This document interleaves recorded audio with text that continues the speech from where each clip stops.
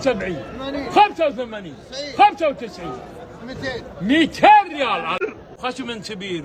سجل 200 ريال على أبوك. هل آن لأمة أن تتحرك وتتألم أم تسكت ولا تتكلم؟ أمتنا ما مات رسولها صلى الله عليه وآله وسلم إلا وقد أحياها بعدما كانت مواتا بالشرك والصنمية، وبعد 14 قرن من حياتها وجاءها قرن الشيطان بن زايد وبن سلمان ليقتلاها بنفس العلة وليعيدا هبل واللات بعد موات في صنمي بوذا والحرية. دنسا طهرها بالانفتاح وتوحيدها بالشرك والأوثان، فيا ليت من أحيوها ماتوا بائسين. لبئس ما قدمت لهم أنفسهم أن سخط الله عليهم وفي العذاب هم خالدون. لا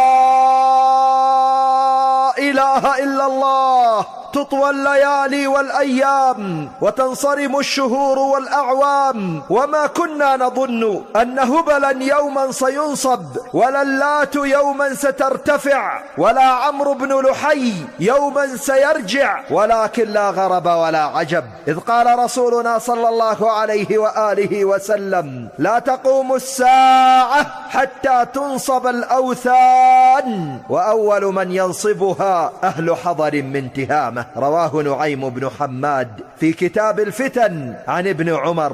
وتهامة يا عباد الله هي ما بين الساحل الغربي للجزيرة العربية بما يسمى اليوم البحر الأحمر، وبين امتداد جبال السروات، وهي مدن كثيرة، ومنها مدينة جدة وهي مدينة حضرية وأهلها حضر، وقد نصب فيها اليوم ولي العهد السعودي محمد بن سلمان أول وثن، وهو بما يسمى تمثال الحرية لممارسة الحرية الغير مقيدة بالدين. ونتيجة لذلك نفهم من هذا كله أن الدجال من وراء الوثنية الحديثة، وهو القائد الفعلي للولايات المتحدة الأمريكية من خلف الكواليس، ولذلك يظهر رموز وطن ولادته في مصر في داخل الولايات المتحدة الأمريكية، وهو الذي يعد لدولته الكبرى التي سيظهر علنا عليها بعد أن يرتب مؤسساتها وأجندتها في جميع العالم. نعم، هذا هو تمثال وصنم الحرية الذي أعادوا استنساخه من أمريكا إلى تهامة السعودية في جدة ونصبوه على ساحل بحرها، والذي أخبرنا عنه الرسول صلى الله عليه وآله وسلم. وعجبا كيف جعل الله أرض الحرمين الشريفين قبلة لتشريع الإسلام والتوحيد،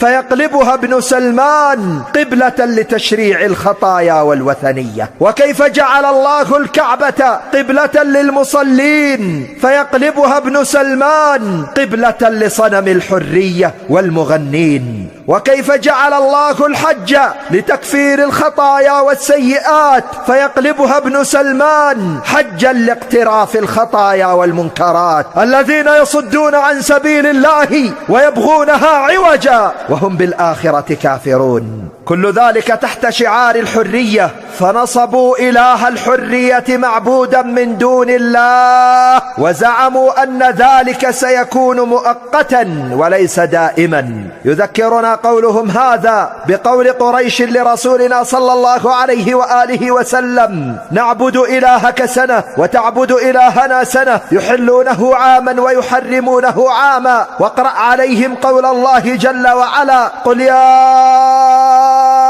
أيها الكافرون لا أعبد ما تعبدون ولا أنتم عابدون ما أعبد ولا أنا عابد ما عبدتم ولا أنتم عابدون ما أعبد، لكم دينكم ولي دين.